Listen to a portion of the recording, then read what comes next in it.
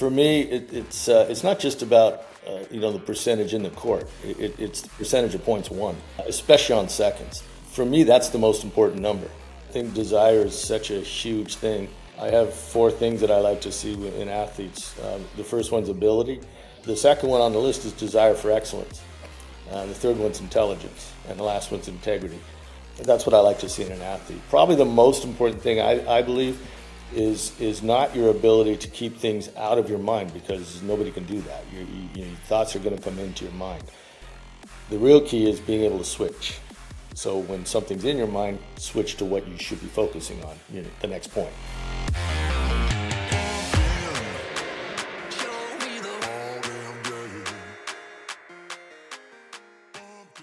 First of all, thanks for having me tonight, Casey. Speaking to you about, coach life and, Milos Raonic, who you developed, who I actually got to play in doubles on the tour and practice with one time when he was, kind of making his way onto the tour. He was about 18 or 19 years old. So I didn't know you then, and I didn't know that you were the one that laid his foundation and produced this amazing player from Canada. Well, I did not know you guys had played, Todd, but that's fun.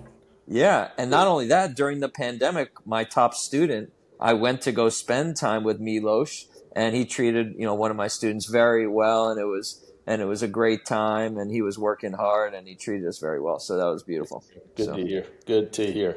Yeah, so, listen, I love coach life, and I've never put my name on any type of tennis service or product. This is the first time that I ever did that, because I really do believe in Peter Clark's mission about going around and really learning from the coaches that have developed amazing players, some of the best in the world. You developed Milos Raonic. You did a bunch of videos on, the serve, especially with Milos, right? And, I got videoed about, strategies and some of the players we've worked with and everything. But, tonight, I think a lot of people would love to know. I mean, you gave a lot of the, secrets and stuff you worked on with Milos, right, over the years as a developing junior and everything. But, the guy probably had the best serve on the ATP Tour for quite a bunch of years, right, in my opinion, right? And so you were the one that developed it. So can you explain, some of the technicalities and everything about, the process you went through to developing such an incredible player, but, really his serve? Yeah, sure. So, first met Milos when he was 8 years old. I think he'd played a couple of weeks of tennis at that point, and said he was very serious about tennis. He wants to play at least twice a week and maybe three times a week. So, Okay. that's always going to bring a smile to one of our faces. But so we talked about it, and we started off. He was just beginning, so I started off with private lessons, and his dad would take him out on a ball machine a couple times a day, and late at night and early in the morning. And then, we were working on the serve right off the bat. I could see everybody in his family, all the guys, his brother, his father, his uncles, they were all like 6'2", 6'4", 6'5". So pretty sure that Milos is going to be tall. He had lots of power right from the get-go. The ball's going all over the place, but tons of power. So we started spending an hour a day on his serve every morning at 6 a.m. And we were very fortunate because Terry, the guy who owned the club where we were playing, would let us come in the morning and turn on the lights at 6 a.m. before the club opened, but he wouldn't turn the heat on. So, this is in Toronto. It's pretty cold, Todd. So we're in there shaking, but the kid was amazing, like 8, 9, 10, 11, 12, like right up until he was 17 or 18. We spent an hour every single day, and we tried a few different things. I sort of had a serve that a technique that I like. It's worked with everybody I've ever coached, and so just sticking with that game plan. It's a rhythm of 1, 2, 3, down, up, and then hit. I like the platform stance mostly for balance, but there's other reasons. I think actually a lot of players like to bring the foot up and do the pinpoint, but I still think overall in terms of balance and accuracy and power, I still think the platform stance is the best. So we worked with that. We tried a few things. He loved Pete Sampras. We tried a few things with the snap and he was great. He would try anything I asked him to do, he would try. Never complained. But by the time he was maybe 11 or 12, the guy had a heck of a service motion. In fact, I think when he was 12, I said, "You know what, Milos? I think you've got the best service motion in the world. Obviously, not the most powerful, but the best motion." And I said, "Now the key is to keep that and not lose it. Don't tinker with it too much." And he has. I mean, he's stuck with that motion, and it's obviously a great serve. He's got lots of power. He's 6'5", just over 6'5", and yeah, just very flexible shoulder as well. So he's got a lot of leverage going on, and but he uses a continental grip and he turns the racket in. So a lot of times guys look at it and they think he's got a severe Eastern grip or something, but he doesn't. He's got a typical continental grip on the serve. He just turns the hand in. That's something else that I've sort of had a lot of success with players. It keeps the racket from flying open when you come up. There's nothing really too fancy about it.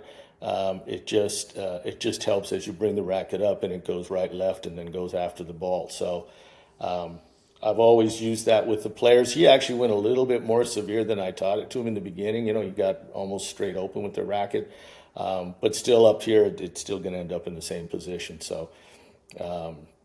Yeah, does that answer your question? Sorry. Yeah, no. What's interesting is that and a lot of people think that maybe it's a little different with what I do and how I train the players. Is that almost every session, when I'm assessing a new student or we start the day with a session, we actually always start with serves, Right. and in my arena as well, and I think one of the obviously to me it's the most important shot in tennis. You got to have a great serve, right? Yep. Men's or women's side, but I also feel that, by the end of a session, when most coaches do serving, the kids might be a little tired by then. So it's hard to push with the legs. Yeah. So I try to get the serving done in the beginning when the kids are fresh. Yeah. Right. Smart. Yep. So, we've been doing that for quite some time, because I remember when I was training at the end of maybe a 2-hour, 3-hour session, it was really hard to push and jump, and you're pretty tired by then, right? So so maybe the productivity wasn't at the highest.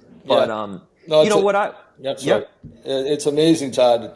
You know as well as I do, and anybody else that is around our sport. Everybody talks about the importance of the serve, and it's unbelievable how many programs, coaches, etc., don't put the time in on it, or if they do, like you just said, they do it at the end. It's an afterthought, and the kids are just grabbing some balls and they're talking about a movie or something. They're hitting a few serves and the balls are going all over the place. They're not paying attention to their accuracy, and it's not very productive. So you're very smart to do that serving first. Right. What I was going to get into next, right? The productivity of how children train.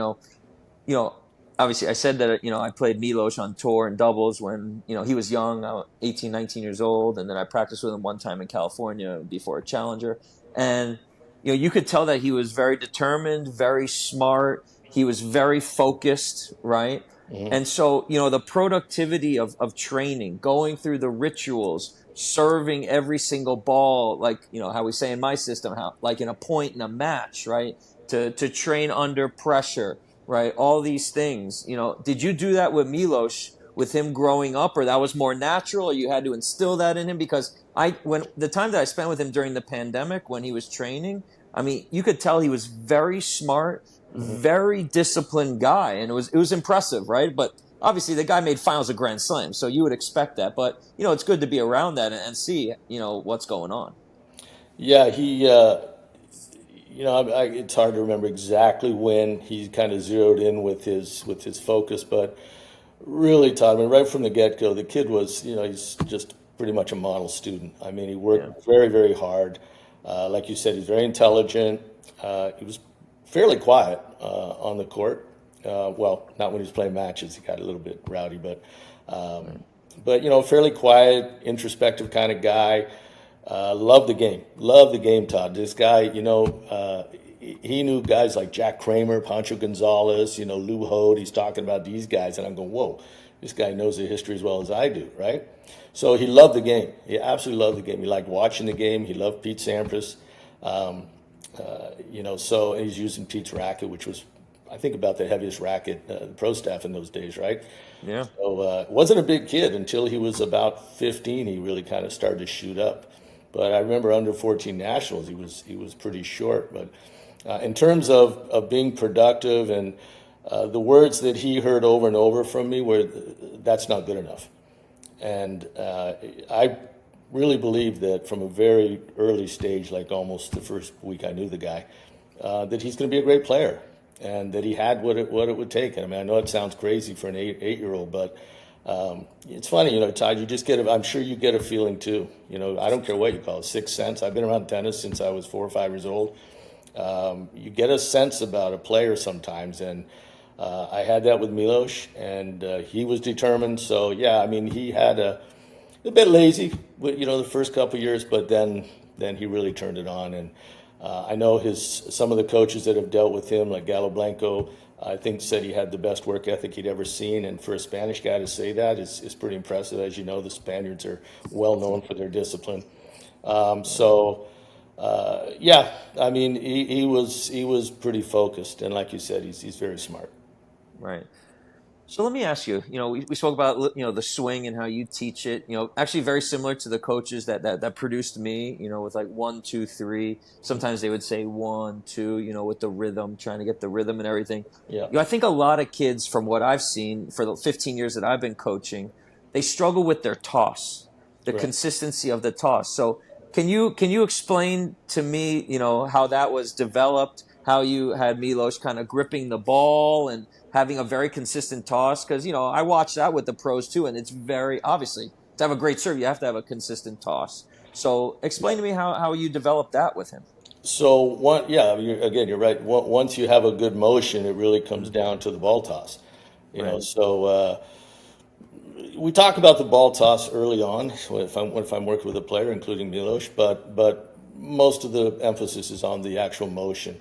But I'm a big believer in timing on the serve. Like when 1, 2, 3, it's not only 1, 2, 3; it's even the rhythm of the 1, 2, 3. So I like pretty much even increments. In fact, I used a metronome sometimes, and just set it to a metronome. And if you do that, the height of your toss is going to be the same every single time.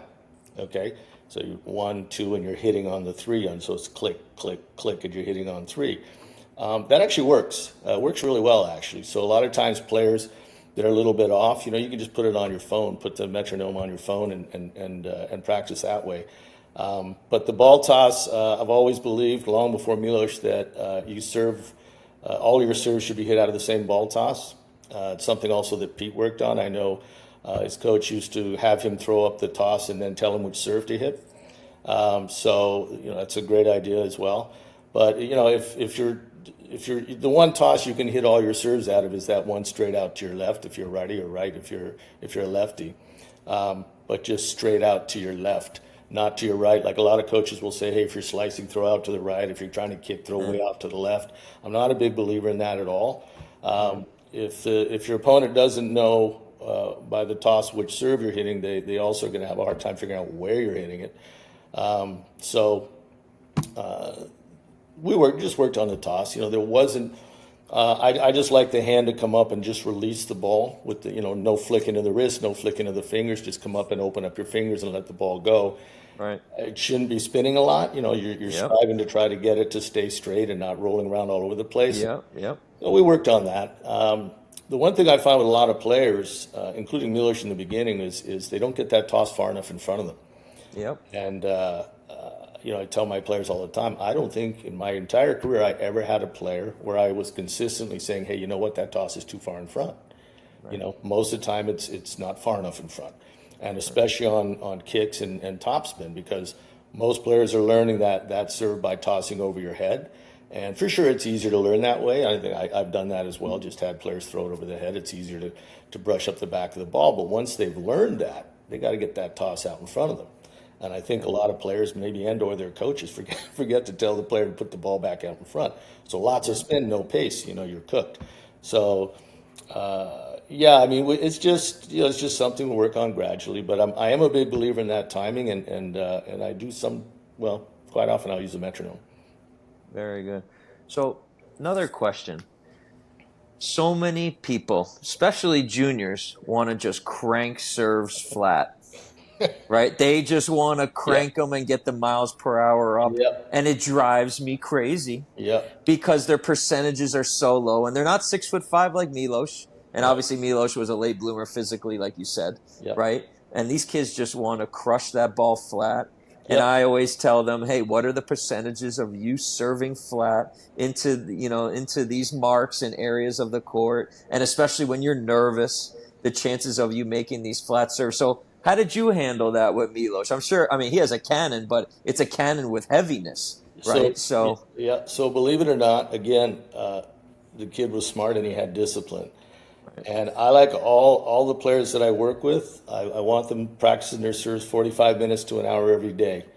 I emphasize at 50% of your potential racket speed. mm, You do not have to crank the serve hard to learn it. So I would tell, if you're going to go for an hour, I want 50 minutes or even 55 at 50%. And the last 5, 10 minutes, go ahead and crank some, tournament level serves. That's fine. But you really don't need to serve hard. So I will jump up and down and scream and yell if I see a player serving at 100% because you know as well as I do, they're going to throw their shoulders out. They're going to, yeah. throw their elbows out and everything else. So, yeah, just 50%. I mean, I'm adamant about it. It's the first thing that a player will hear out of my mouth. Right. No, I agree. On the surf, on the surf. Yeah, absolutely. So, were you a big guy about putting targets and having targets hit when Milos was serving? Yes, yeah.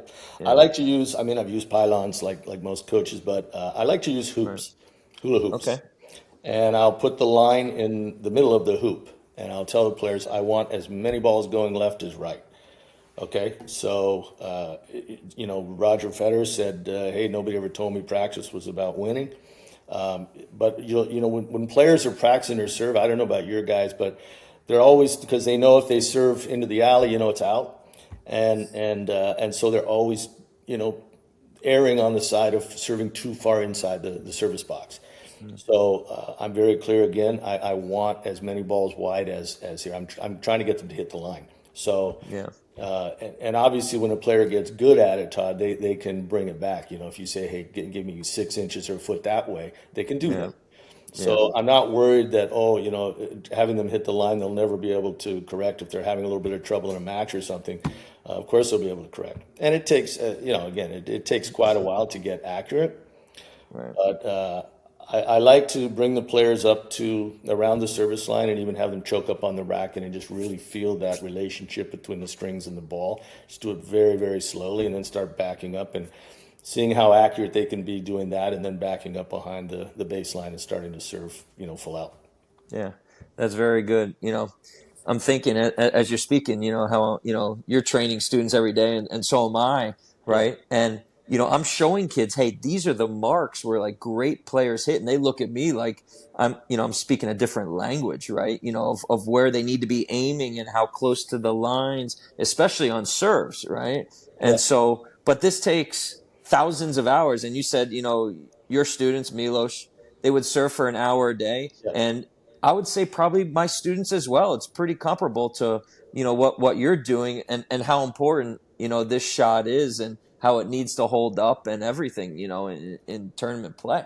yeah. So what are the percentages of first serves that you look for for someone who's having a good serving day? Because a lot of parents, a lot of coaches, they're charting matches and these types of things. So what are the numbers? What's a good serving day? Yeah, well, for me, it's not just about the percentage in the court. It's the Right. percentage of points won, Right. especially on seconds. So for me, that's the most important number. I want to know what percentage of your second serve points are you winning. First, so first serve good percentage 70%. I think is quite good. 75 is really good. Yeah. I think most pros are. I don't know. How about you? When you were playing, what were you happy with? 65. You know. Yeah, low 60s, mid 60s. I thought that was a very good serving day. I can tell you, the Delray Beach ATP just ended, a couple of days ago, Yeah. and I was playing Xavier Malisse there one time, Wow. Yeah. and Good player. and I look at the stats after the match. and I don't think I had any break points. And the guy only served first serves maybe in like the 40s or low 50s. And I was like, oh my goodness. But every time he made a first serve, Yeah. his percentage of winning the point was maybe in the 90s or something like that, right? So every time it went in, he was winning the point basically. So, okay, I'm always interested in the whys on this stuff, you know. So was it like, you know, Rafa, high percentage? It's not because of his serve; it's because of what he's backing it up with, right? So, with Xavier, was it because his serve was that You good? know, I was shocked how big his serve was. Yeah, I had seen him play on TV so many times, and then I finally end up playing him, and his serve was a lot bigger than I thought it was going to be. His second serve, okay, you know, good kick serve and locating it pretty well, but the first serve, it had some big pop on it. yeah. He had some good racket speed, right? Yeah, yeah, he had a live arm. Yeah, Yeah, yeah. So I was shocked when I looked at those numbers though after the match. yeah, Right, that was definitely surprising, you know, to me. You yeah, know, but he beat me up pretty good. yeah. So, you Yeah. know, he was pretty good No shame, player. no shame there, bud. No shame. Yeah.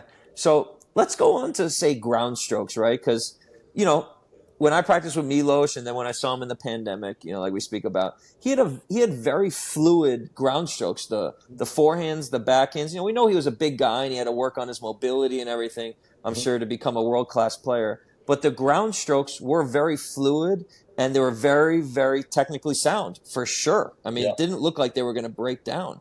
They right. were, you know, nice shots. So how did you develop that? What was the I process? mean, the same way, the same. I'm sure the same way you do. Yeah. For me, Todd, the best ground strokes, the best ball striker I ever saw was Agassi. Hmm. Not necessarily my favorite player, but I don't think I ever saw anybody that was just so, I thought, technically sound and just so clean when he hit the ball. So that has sort of been so let's say the foundation of a lot of my coaching on ground strokes. So you know, when you start looking at all the top players, you don't see that much variation. You know, everybody talks about, oh, this guy hits it this way. I don't see it. I mean, I see so many similarities amongst all the top guys. Yeah, there's you can give me one or two guys that maybe are off, you know, like a Medvedev maybe, but in general, most of the guys are doing the same thing and kind of always have. So basically, that's the way I coach Milos. I've also always believed that the backhand should be as good as the forehand. And believe it or not, when Milos was a kid, his backhand was every bit as good as his forehand. And then Interesting. there was some changes made, not by me, later, to I think to try to make his backhand more consistent. I never thought that Milos was going to be maybe the best mover in the game. You know, like you said, he's a big guy Right. and also has fairly long legs. You know, so I thought it was very important that he had great pace, which obviously he had a live arm as well. So he can smack a forehand, and he used to smack his backhand. And then some guys, coaches, were kind of trying to get him to be more consistent with his backhand, and started to loop it a little bit too much, and started to stand way back when he's receiving serve, which I thought was crazy. And his numbers weren't there. So Piatti actually switched him back, Riccardo Piatti, when he Hmm. worked with him for a few years, a couple of years, 2, 3 years, got him to flatten out his backhand again and start driving the ball more. And I was really happy to see that because he actually started to play better tennis, and that's when he got to three in the world. So, but yeah, I mean, it's the same thing. You just work really hard on the groundies. You work. I'm also a big believer that for me, the third most important shot in the game is being able to take a backhand from just left of center for a righty, just left of center into the deuce corner. Not a down the line backhand. It's actually I call it a mini inside out backhand. You understand what I'm talking about? Yeah. Mm. Okay, so from just left of center into the deuce corner, hard with pace, Right. forcing shot. Because if you got it, if you can hit that shot well, you're taking away a lot of your opponent's forehands, and Right. you know they can't cheat so much. So Milos and I, we actually spent quite a bit of time on that one. He developed a slice backhand when he broke his wrist one summer. So we spent 2 months with a cast on doing nothing but slice backhands. So he developed quite a good slice backhand. But yeah, I mean that's just I think the same way most guys develop strokes. You just work on them over and over and over again. You thousands and thousands and Right. lots of volume, lots of volume. Yeah. It's interesting. So, the time that I spent with him during the pandemic, right? Maybe, I don't know, it was a week or two. You know, what's interesting was that, we started talking about like important moments in matches and especially tiebreakers, right? Players that have great tiebreaker records really do well on tour, Yeah. right? And so what he was speaking about was, I know I'm going to serve big, right?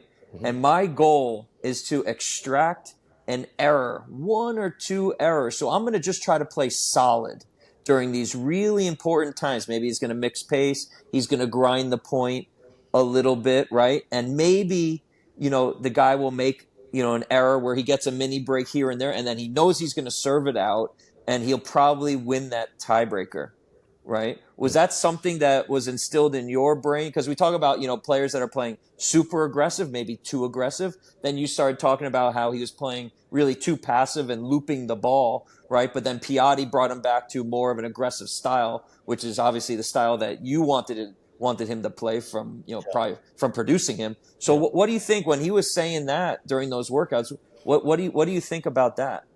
Uh, Probably not really my uh, Yeah, influence on him on that one, Todd. That's his intelligence. right. Maybe not taking on. Obviously, there's quite a bit of stress on an opponent when they're playing a guy like Milos in a tiebreaker. You With know, his kind of serve. yeah. Yeah, yeah, Yeah, so it's a nice advantage to have. So if he takes on too much, I mean, you could look at it both ways, right? Maybe you just take on lots of risk and get 1 point and you're off and running. right. Whereas if you play it too safe, maybe you're going to lose. You're going to lose all of them. So it probably would depend on who he's playing, but like I said, he's a smart guy, and Yeah, so if he's playing somebody like Rafa, maybe he's going to go for a bit more. I don't know.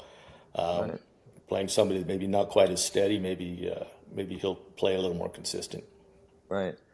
How much time, with you knowing that he was going to be a big guy, everybody big in his family and everything, how much time was spent on the transition game moving forward? Because you see a lot of kids and a lot of coaches, and they're not teaching serve and volley. They're not teaching transition. They're not teaching attack second serves. They're not teaching move forward. These kids are on their back foot, back feet. They're off balance. All the stuff that you see, probably a lot of stuff that I see as well. But we love to see kids on balance, moving forward, being aggressive, I'm sure, unless Yep. they're a tremendous defender. But Milos Raonic was not going to be the fastest guy on tour. No. So, how much time was spent moving forward to the net and closing points off, especially him growing up indoors quite a bit in Toronto, obviously. Yeah. So, explain that because you know what?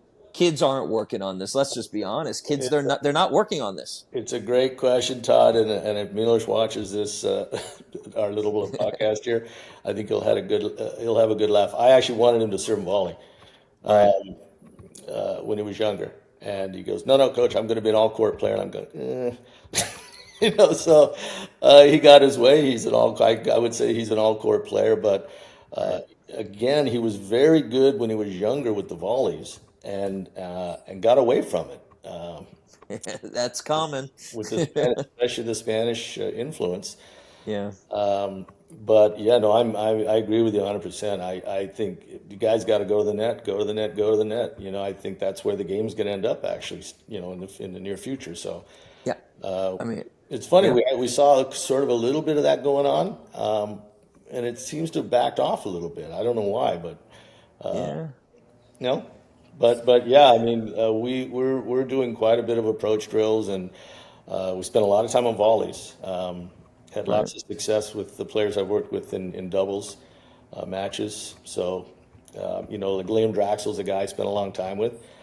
He's doing very well in doubles. In fact, I think he's Canada's #1 doubles player right now. He and Vazic just won a Davis Cup match against Hungary a couple weeks back. So Very good. he's a very good doubles player, doing well in singles as well. But yeah, I agree with you, man. I'd love to see players coming forward. Right. Yeah, it seems like, kids are hitting serves and they're hitting ground strokes and they a little couple volleys and that's about it, right? Yeah, So I mean, I can personally tell you that there were players on tour that I knew there was no way. I lost them probably a couple of times and I could not beat them from the back.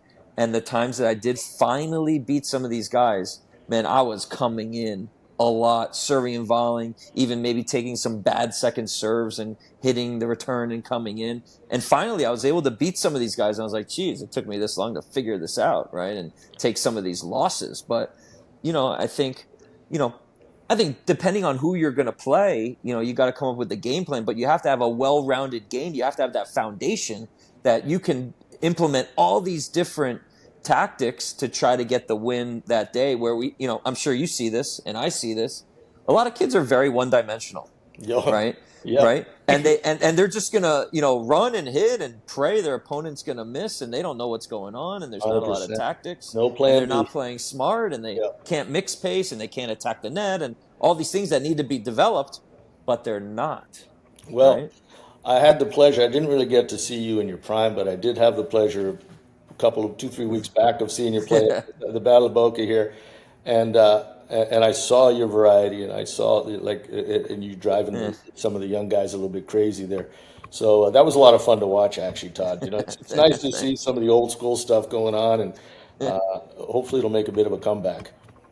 Yeah. I mean, listen, my whole goal when I was a junior, and my coaches, was that, hey, you need to have a very well-rounded game. You're not going to be a giant like Milos Raonic Yeah. or like some of the other giants, so you're going to have to be able to do everything. So we worked on serve and volley every single day. We worked on taking a bad second serve and hitting the return and coming in and putting pressure. We understood what was a short ball, what was not, taking the ball early, being able to defend many different ways, just having a very well-rounded game, because you never know who you're going to play. Yeah. Right. And, especially if you're going to be a really high level amateur or maybe a pro player, you got to be able to mix pace and really figure out what your opponent doesn't like. But it seems like it's becoming a lost art. Kids are just kind of hitting and running and hoping they win points and win So matches. I just wanted to ask you, how are you getting your players to do that?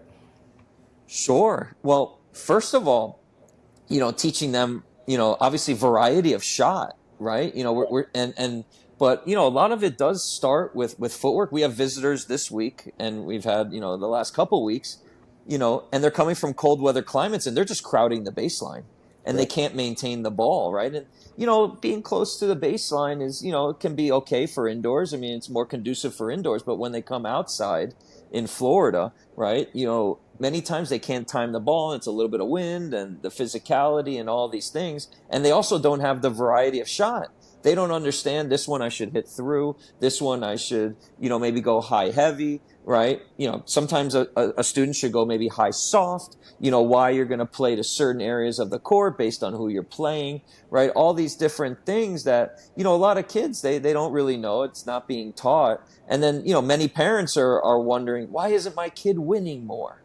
Right? Because, really their tennis IQ is not up to par to be, in my opinion, to be winning more. They got to be smarter. They have to understand what their opponent likes to hit, what they don't enjoy playing against, and then be able to have the discipline to hammer that point in and point out and not go away from those winning plans, which we see a lot of kids doing as well. They like to mix things up and constantly mix things up and not play with really disciplined plans each and every point.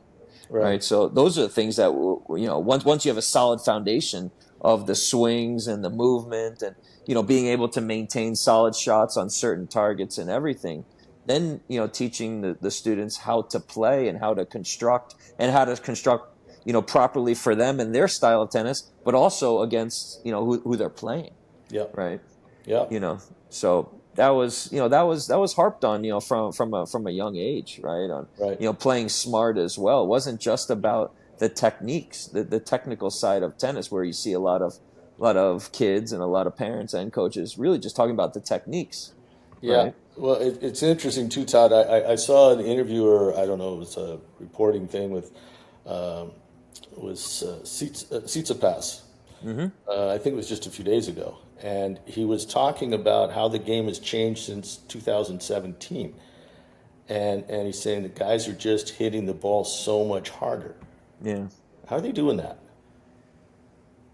Well, obviously, I think athletes in all sports, bigger, better, stronger, faster athletes, right? I'm hearing about, I have friends that played in the NHL and hockey, and I don't understand hockey that well, But Yeah. when I go to a local game here, a Panther game here in Florida, and I'm sitting with them, they're explaining to me how fast these guys are flying up and down the ice. Yeah. So, it's happening in all sports. In golf, I enjoy playing golf. I mean, these guys are really, tearing apart these golf courses, with strength and being able to hit the ball very far, and they're physically very strong, right? They're hitting the gym and their diets, and they're in great shape, and trainers and everything. But in tennis, especially at the pro level, and I went to go watch Del Rey one night, and I'll go to the Miami Open probably a couple times and watch that. You know, to me, taking the ball early, having amazing balance and footwork, taking the ball early and hitting to the open court is really taking over, in my opinion. Yeah. Right? So the variety, one of the reasons I wanted to bring that up about Stefano Tsitsipas with his comments is that we're talking about how the variety is kind of almost going out of the game, and Yeah. right, and what, how would that be part of the game if everything's all about just hammering the thing now, right? Right. Just going for it. So Well, it's pretty hard. Like, how do you introduce variety into that? what I'm seeing, and it did start to happen when I was competing on the tour, was that and you're hearing the players talk about it all the time. The balls, they're trying to slow down the balls, right? Hmm. Make them bigger, heavier. Get slow it down, right? And then obviously they can do that with the courts, right? The amount of sand they want to put in a hard court, and how slow and how fast they want to make the clay and the grass at Wimbledon. We all know the ball is really heavy, and the grass, it's bouncing up and it's slow, and all these things, right? Yep. So, but here's what actually happens. I don't think many people talk about this, but I was talking about it, when I was playing, is that when you slow down the ball and you slow down the court, it's going to hurt the smaller guy. Yeah. Because, and I felt this, being under 6 feet, and I could generate pace and everything, but it got tougher because the big guys, the Milos Raonics of the tour, those big boys, they're going to play big on anything, Yeah. right? Because they're so physically strong and great athletes and everything. But it's the smaller guy that is having trouble generating pace. Right. That guy is going to get hurt. So Yeah. there are small guys that do very well and they can generate a lot of pace. But there's not many, but there are some, right? Yeah. Like Schwartzman just retired, and you have Baez, and listen, Carlos Alcaraz is under 6 feet. These guys are tremendous athletes, and they're very strong and everything. But I do think that brute force and power and hitting open court and taking the ball early is really just what's going on. And I can tell you, when I had some of the best wins of my life in 2009 in an ATP in San Jose, California, and then Indian Wells, and I had some great wins, that's what I was doing.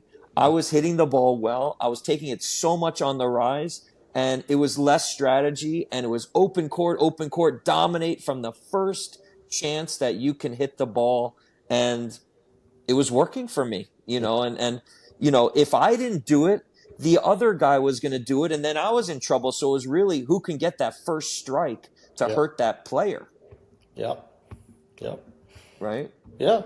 So okay. So is the variety going to come back, or is it just going to the big hitters now? I think that if you have a player that has good variety, and I'll tell you, is that a lot of players, like we said, they don't want to move forward, right? They're all great from 4 or 6 feet behind the baseline, taking it early, ripping balls, and all these things. But like what Federer used to do, and I used to try to do this, in different circumstances, man, I'd throw a short slice. Yeah. Bring them in. Yeah, angles off the court, right? But really try to play players low and short, Right. right? You don't even have to slice; just play it short and low, because you're seeing players run back. Taylor Fritz, there were times at the U.S. Open when he made the final, guys were drop shotting him, and he was running up, and then he was actually retreating back, like you'd see in the 12 and unders. And I was like, oh my god! And he was winning the points. Yeah. I mean, I was watching this going, this is unbelievable. That's how fearful he was to go to the net, right? You see Medvedev, he has the same issues, right? He moves up, he tries to attack with a forehand or backhand, and then he runs straight back. They don't want to come in. It's very uncomfortable for them. Yeah. So, I think the variety, if you can play really low and short, you're gonna really hurt a lot of players if Yeah, players have that feeling they can do it. yeah. I mean, I would agree with you, but what I'm finding now is it's going to take longer to develop those types of skills because when you're trying to whether you're trying to slice a short angle or whatever off of a 105 mile an hour Yeah, outside forehand, it's one thing if you yeah, do it off of a coach's nice 60 mile an hour feet or something. It's quite right. different when at what paces does that break down? How accurate can you be off of a 90 mile an hour ball coming at you with 3,000 revolutions on it? So Yeah, yeah, it's I listen. I agree with you. I love the variety game, but it's getting tougher and tougher because of the pace, right? yeah. Now listen, I mean, I was watching, two guys the other night at Delray. I went with a student and a couple of buddies of mine, one that I played with on tour, and we were watching two of the smaller guys, Kei Nishikori and Mackenzie McDonald. Yeah, And you could see that they were struggling to yeah, get the ball through the court. yeah, And they strike the ball great. I yeah. played Kei Nishikori on tour, so I know what that feels like. And I've spent time with Mackenzie McDonald. I've had one of my students train with him, a couple of sessions throughout the years. Hmm. And these are fast guys. They strike the ball very well, very clean.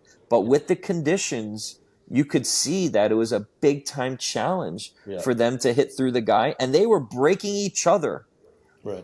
so many times. And I was actually seeing so many return of serves being hit for winners using that 105, 110 mile an hour serve Yeah, and being able to rip a return, yeah, and so many for winners. I saw like maybe 12 or 15 return winners, I was like, yeah, this is a little weird, yeah, right? But these are the conditions. These are the yeah, conditions. And you hear Medvedev complaining all the time. It's too slow and I'm changing my strings and my arm is hurting. And a lot of players are, their arms are bothering them and, all this stuff. They're trying to figure it out. yeah, But there's definitely, with what's going on with the balls in the courts, they're trying to slow it down because, quite frankly, I don't want to see giants serving huge all day long. That's boring, yeah, right? And I'm even finding it very boring to watch the normal ATP or WTA player, right? It's becoming where, to me, a lot of them are playing very similar styles of tennis, and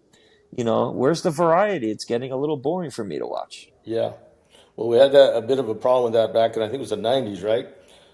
When they first decided they're going to start slowing down, including Wimbledon, right? They slowed the grass down because it was getting boring and we were losing our viewing audience. Right, So I don't know what they're going to do next to improve that, but I agree with you. It gets a little bit boring.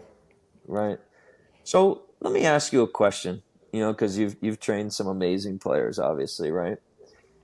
If a parent comes to you and says, "Hey, Casey, what do you look for? You trained Milos Raonic, you brought him up. He's, unbelievable, Grand Slam finalist, right? Multiple times, right? So what's different when you see someone, right? What is different when you can see in that child? What is it? What is different that you're thinking that their future can be at a very high level of a Division One or be a superstar on the professional tour? What do you see in that child when they're 10, 12, 14 years old? Was the difference between 10, 12, and 14? Yeah. Usually about, I mean, you mean a 14 that's never played the game or a 14 that's already been playing? No, I mean, they've been playing a couple of years, but, based on, certain factors, their athleticism, eye-hand coordination, their Oh, desire, their mental desire. I toughness. mean, yeah, I mean, I think desire is such a huge thing. I have four things that I like to see in athletes. The first one's ability, because the truth is, without the ability, it's tough to get there. The second one on the list is desire for excellence. The third one's intelligence, and the last one's integrity. So that's what I like to see in an athlete. But the desire for excellence and the intelligence is huge. And people sometimes are surprised when I say intelligence, but as you well know, I mean, as an athlete coming up through the ranks, which you did, you got to make some smart decisions, and then obviously on the court, your tennis IQ is also important. So in terms of coaching and let's say sort of first seeing a player, racket speed is important, foot speed is important, coordination is important. Believe it or not, I like to look at their eyes. and see how focused they are. Are they tracking the ball well? Mm. Intensity. I think intensity comes through the eyes, as does intelligence. So I guess those are the things, Todd, that, good height makes it easier, but it's not necessary. If you have the heart and the ability, you work your butt off, you can get there still. But I guess those are the things. Yeah, Those are the things. I can't agree more, right? Now the mental aspect of the game, right? You Now, remember my question to you a couple years yeah, ago? Have you yeah, found the Holy Grail yet? yeah. So listen, there's a lot of kids and they can play great tennis for a certain amount of time, right? But they don't concentrate well for longer periods of time, right? They struggle, Mhm. right? But they could have flashes of playing great tennis, right? They can do, great things. How do you develop, longer mental stamina and getting a kid to lock in for longer periods of time? So, a couple of answers. First one is I actually encourage young people to read. It's a lost art, to read books. I think Yep. that helps people learn how to stay focused for longer periods. But also, I think being able to let go, like a lot of coaches many, many years ago, I won't tell you how many, but I was always trying to get players to stay focused, for the whole match. Right. It's pretty well been proven by many, many studies that no one could do that. It's impossible. Right. So I think a big part of the key is being able to relax in between points, and then be able to get back. Probably the most important thing I believe is not your ability to keep things out of your mind, because nobody can do that. Your thoughts are going to come into your mind. The real key is being able to switch. So when something's in your mind, switch to what you should be focusing on. The next point. What do I want to do here? I want to serve left, right, whatever. Do I want to go to the net? But it's that ability to shift your thinking, I think, that's the most important thing. And then also being able to let go when the point is over, and be able to relax for 15, 20 seconds and then get yourself back up again in 5 seconds or so. So I don't know. I think that's the key. What do you think? No, I mean, I agree. Obviously you can do it in drilling and in practices and stuff like that, and trying to put kids under pressure, to train under pressure, with and trying to keep them longer into drills, and maybe trying to hit a certain amount of row on certain targets and keep them more locked in for longer, periods of time, right? But it's definitely a challenge. I mean, it's hard to stay focused for a 2 hour practice or 4 hour training day, and that's Right. not easy, right? The other thing that I believe, and you've heard Djokovic talk about, is how long do the mental lapses last for, Hmm. right? And I talk to my students about this all the time. Is that listen, if you go and you spray a ball, right? Are you able to correct the next one, or are you going to spray this, the same shot or a similar shot Hmm. 4, 5, 6 times before you wake up and then you make a correction, Hmm. right? Where's the maturity level? How smart is that player, like you spoke about, right?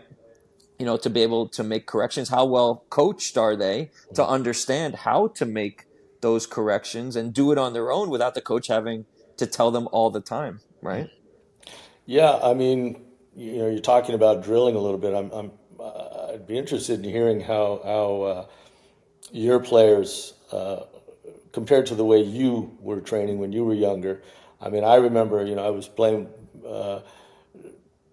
college stuff long before you, I think, and we used to drill literally one shot 3 hours a day, and sometimes we do it for a couple of weeks, 2, 3 weeks. Right. Just crazy. I mean, the kids. I don't find the kids today can do that, and Yeah. I like I think you just said. I do try to extend the drilling session sometimes a little bit, just to try to get them to be able to stay focused for longer periods, but. With these phones and all this stuff that these guys are doing, social media, it's getting tougher and tougher. So, have you found any magic there? It's yeah, it's definitely a challenge. I mean, there's There's no doubt about it. Listen, I try to challenge the students to get them to lock in better and better all the time.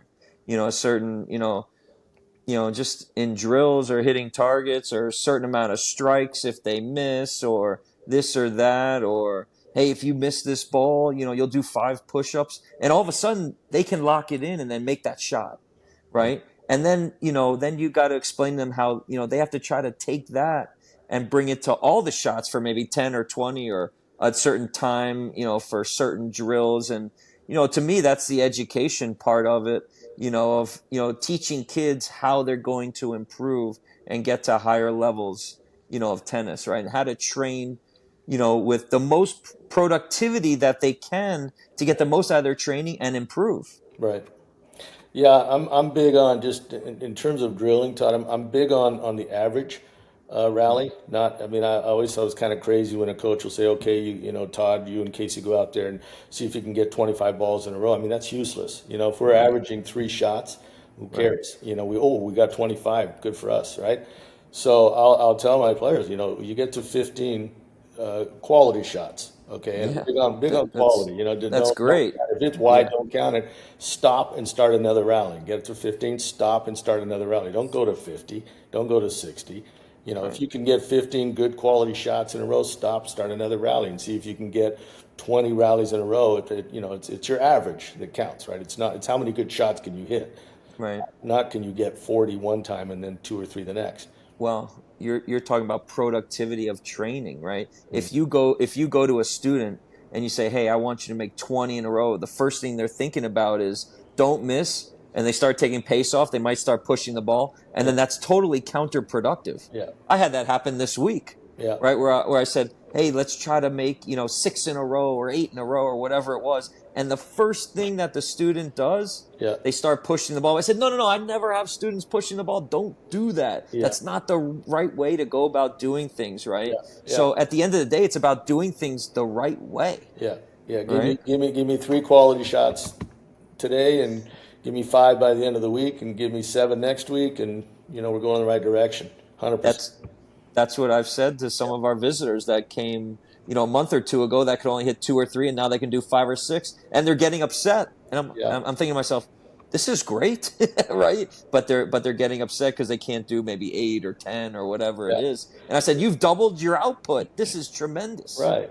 It's another reason why I like young players to get out of the junior ranks as early as possible, provided they have the physical strength to deal with Yeah. adults. Because a guy like you is gonna, again, I will tell a player that's just not good enough. You're gonna play Todd Widom and you're gonna chew on the felt. Okay, that shot's not good enough. So, Yeah. same thing you're saying. What good is taking the pace off and floating the thing? It's not realistic, and don't even bother. So, Right. Yeah. yeah, Go.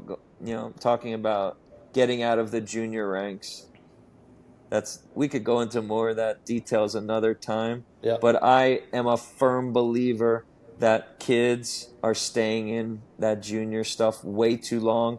I 100%. was put on the pro tour by myself at 16 years old, and the experience that I had, making main draws of futures and playing guys 200, 300 ATP were, invaluable. I mean, it was tremendous for me to be in that environment at 16 years old and then have a decision, to either go to college at 18 or maybe turn professional. But I had that experience and understood what that level was, Yeah. right?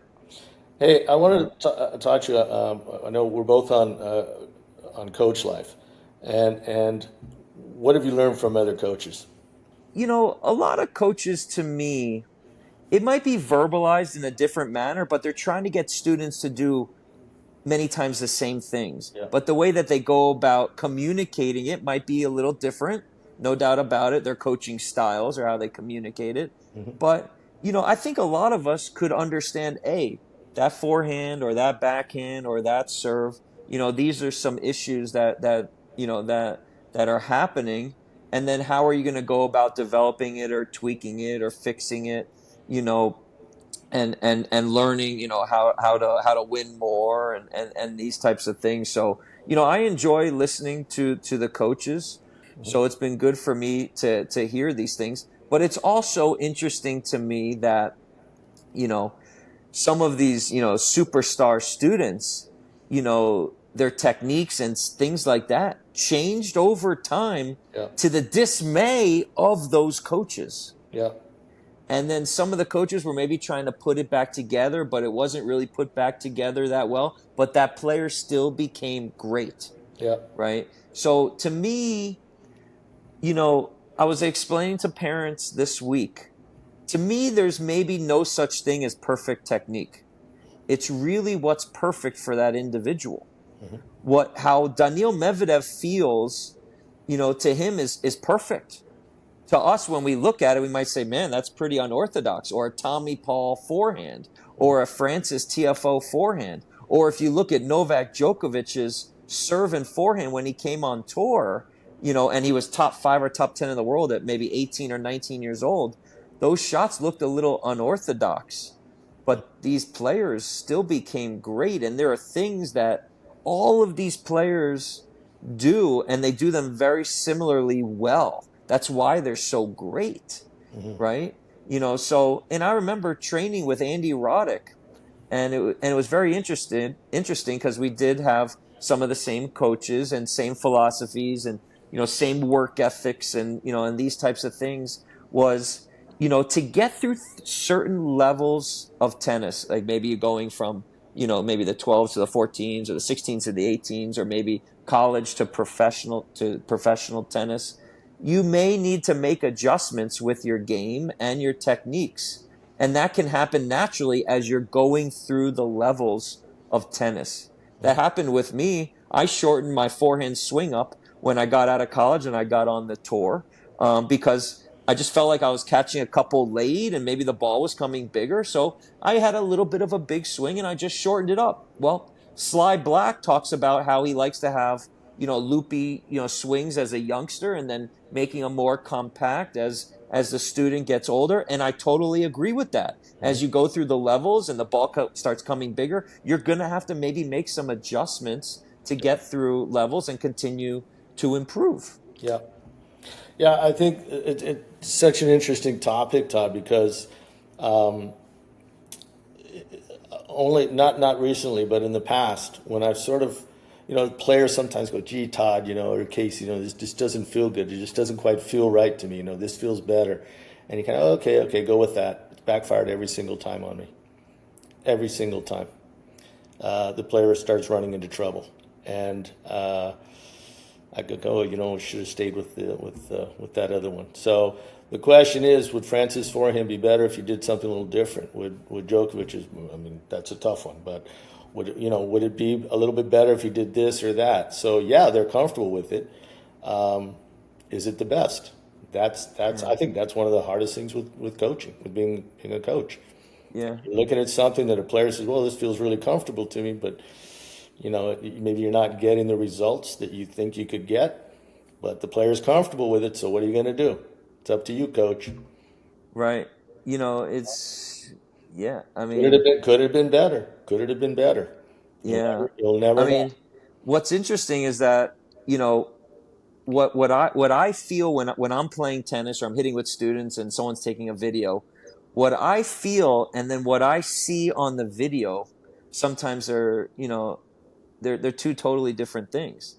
So, some people are like, hey, they talk about my forehand or my backhand, and I look at my backhand, I'm like, man, I think I should have more of a shoulder turn, right? And I'm looking at it, I'm like, but that backhand feels really good and it's going exactly where I want it and it has enough pace, but does it have the shoulder turn as a Djokovic or a Zverev or, these amazing backhands on tour? No. But, maybe my body composition or my flexibility is different than theirs. So everybody's body is different. Everybody's mind is different. Everybody's feeling of the ball is different. So that's why I always say you can't really train two players the same way. Everybody is different. Their minds, their bodies, their athleticism, right? There's no cookie cutter mold in my opinion.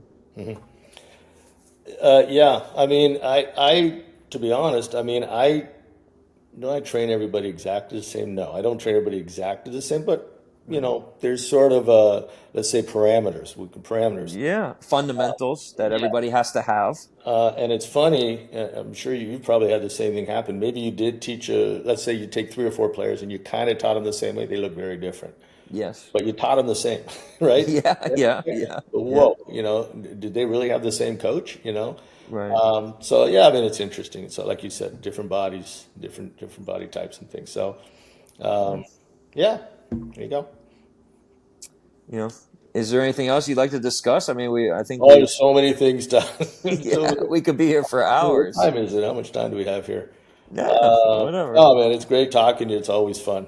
Yeah, I love it when we get together at the BOB and talk a little bit. It's always fun banter. So yeah, of course. So, anyways, listen, I look forward to another show. We'll okay, come up with some great subjects. And all right, buddy. hey, I'm excited that Peter came out, that I could help him with his coach life. I mean, I think it's a tremendous service. Some of my students and parents have bought the service, Yeah, right? And, obviously very affordable, but I think it's tremendous. I even like looking at this stuff online, yeah, seeing what coaches are saying yeah. Me as and well. things. It's Yeah. fun. I suggested to Peter, maybe we get together and do like a round table with everybody. I think that'd be a lot of fun. That we could compare notes. That would be a great Yeah, I time, liked your comment on that one. I won't share right now, but that was funny. Yeah, yeah, yeah. But listen. I mean, these are coaches that have produced. They've put the thousands of hours in to produce these amazing players. The parents, they're always wondering, hey, is this guy truthful? Are they full of it? Do they really spend this time with these players, or they're just marketing machines and these types of things? And I think Peter is doing an unbelievable job Yep. at getting great information, and you can't nonsense him or BS him about who has really spent a lot of hours and how they have produced these champions and superstars, and what did they do, right? How did they become so great? What were the foundations? What did they work on? I think that's amazing information, Yeah, right? For anybody, I agree. me as well. I mean, I like to hear it, right? Hey, how was this player developed? How did they develop that unbelievable forehand or certain shot? Or it's great. It's great knowledge. I'm always trying to learn. I'm not perfect, right? But I'm always trying to learn and trying to help my students to the best of my ability. So I think it's great for me to hear from other coaches and coaches that I respect, Yeah. right? Because there are a lot of coaches that talk, but there aren't a Really? lot of coaches that have developed the world's best tennis players. I mean, Yes, come sir. on, let's be honest here, Agreed there. right? We agree there. That's for sure. So Okay. I enjoy listening to those coaches, right? Those are coaches that I very much respect. Agreed, Todd. So Agree. so Thanks, buddy. It's been great fun. thanks, Casey. Take All right, care. we'll see you again soon. Yeah. Thanks, brother.